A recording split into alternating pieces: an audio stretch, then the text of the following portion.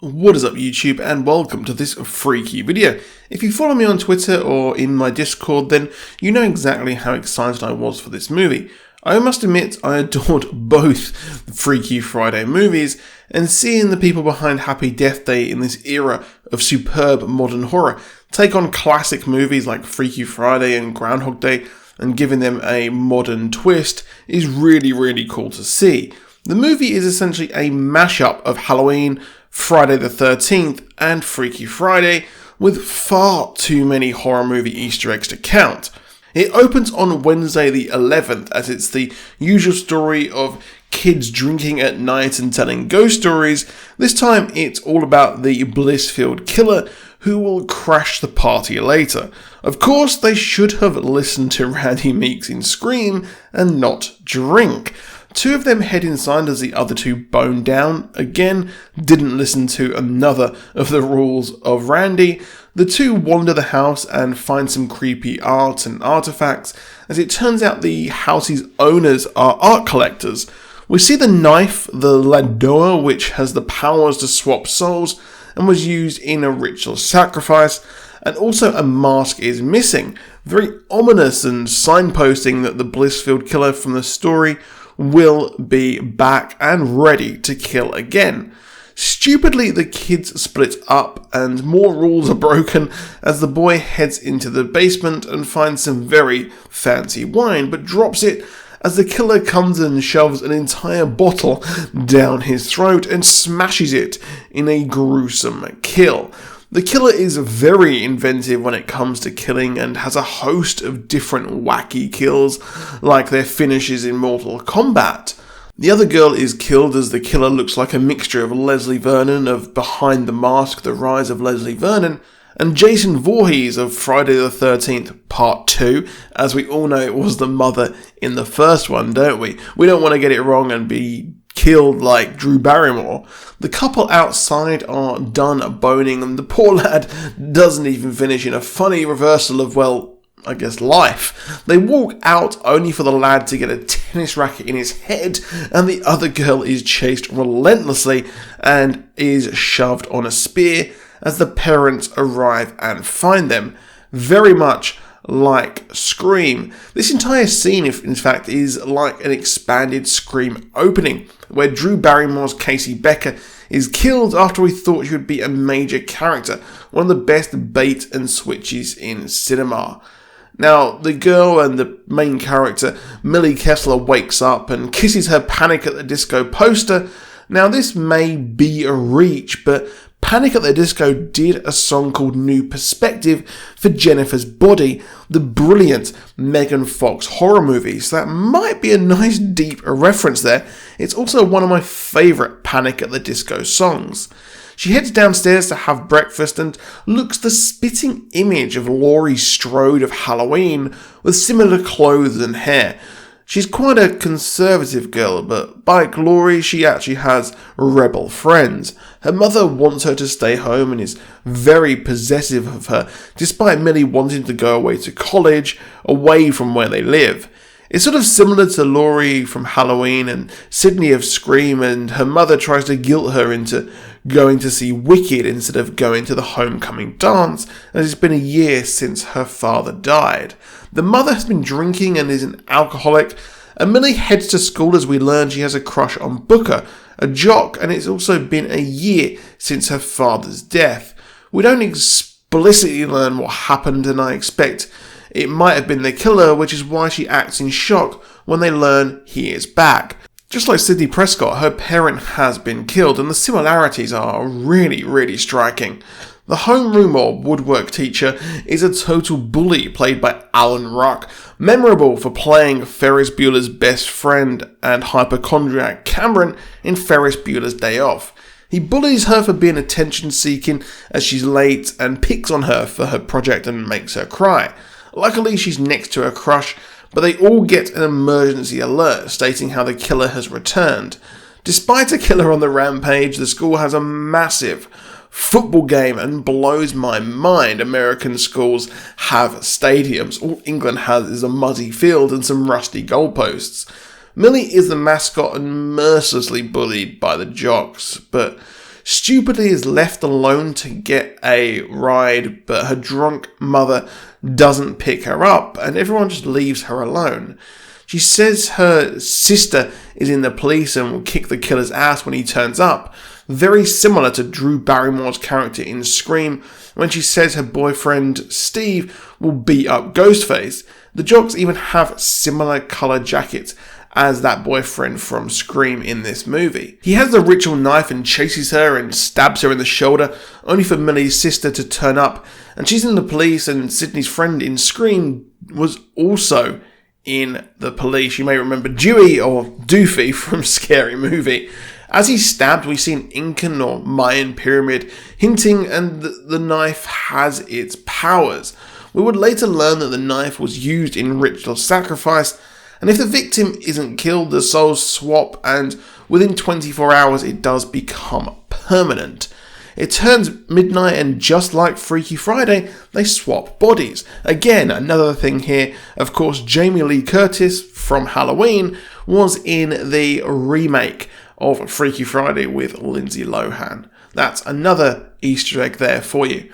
Millie, now the killer, wakes up and spits out her retainer as her mum makes French toast, and the killer, really Millie, wakes up in a Buffalo Bill Jigsaw hybrid house as a creepy guy asks for drugs and even offers his services there to get some drugs.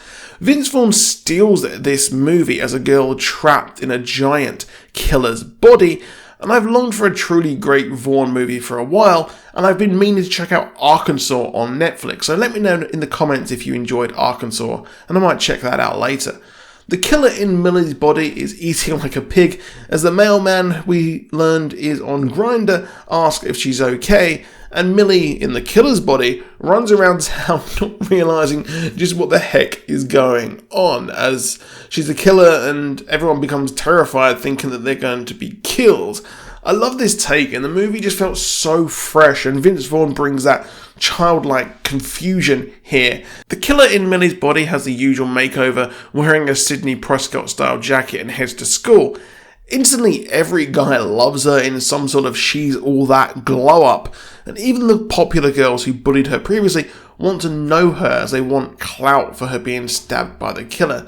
Lord knows society do love a survivor. Just check out American Horror Story 1984 for that. Now, there was a bully who we had early in the movie, and this person was nasty, but now absolutely wants clout from Millie. Well, really, the killer. Yes, it's an interesting one, and she lures the bully to the showers, and the bully tries to get the gossip, but instantly texts everyone saying that Millie is a lesbian like a total cow, as Millie, as really the killer, tries to get into the school. However, the popular girl is shoved in a cryo chamber and frozen and is shattered when Millie in the killer's body finds it. I mean, what kind of school has a recovery cryo chamber? The killer in Millie's body then heads to woodwork and does not give one F as she sucks Booker's finger. And I think even though they swap bodies, they can see into each other's minds, hinted at in the end of the movie. Millie in the killer's body hunts down her friends who of course do not believe her and run. I mean, you would, wouldn't you? They kick him in the balls but eventually believe the story and do their handshake, which was so funny to watch. And Vince Vaughn manages to be a serious killer and a teenage girl in a single movie. A far cry from the weird acting of his Psycho remake. They learn about the dagger in the toilets as they use that as a hiding place, realising the real killer in Millie's body is on the loose, and get the Spanish teacher to help them with the translation. Now they have until midnight to find the real killer, a change from the usual Freaky Friday as some sort of weird life lesson. The killer then in Millie's body kills the woodwork teacher as he seems to get off on controlling her, and to be honest, she did the world a favour. It's funny as the killer mostly kills absolute douchebags, probably getting revenge for his new body's brain. However, the killer quickly uses his new body to his advantage, and the two face off, and Millie in the killer's body is absolutely boned because now they have to run off and get the knife from police lockup. Now they head to a store where the mother works and give him a mask as he hides out in a changing room and very awkwardly has a heart-to-heart with the mother, only for her to ask him on a date. I mean, bro, that's your daughter. But his insight into the mother's mind and the killer in Millie's body is with the jocks who are now obsessed with her after she puts some makeup on and wears some tighter clothes.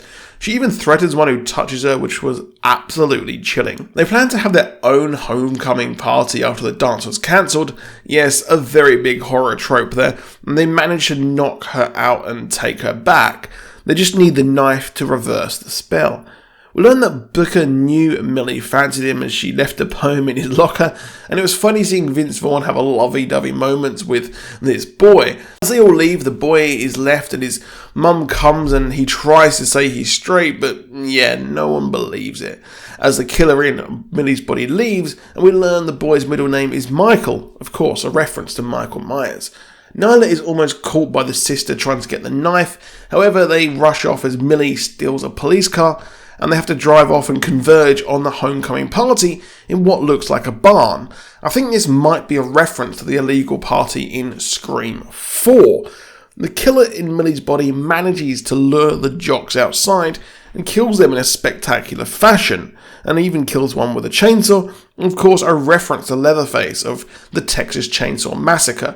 And after a jock kisses her friend, he's killed with a hook, another reference to Leslie Vernon's weapon of choice. However, they manage to subdue the killer in Millie's body, but luckily she set her watch 5 minutes fast, and they manage to swap bodies, and the killer is shot after Millie's friend says shoots that MF, just like Gale Weathers in Scream 3. However, in the ambulance, the killer takes off his vital sign reader and escapes just like Michael Myers did from a police car and an ambulance in Halloween 4. He returns to the home and the oh-so-classic trope of the killers not being dead and returning. It's why there's been so many Scream, Halloween, Elm Streets and Friday the 13th, even if they aren't all the same persona. He fights the family, but they eventually overpower him as he mentions her insecurities, but she remembers how badly it hurts being kicked in the balls and gives him one, and he's stabbed by her. Of course, I think he's going to return as it's done really well critically and time will tell commercially. And I would love to see a return here. I mean, if they made a Happy Death Day 2, they could make a sequel to this. Blumhouse have knocked it out of the park with this one.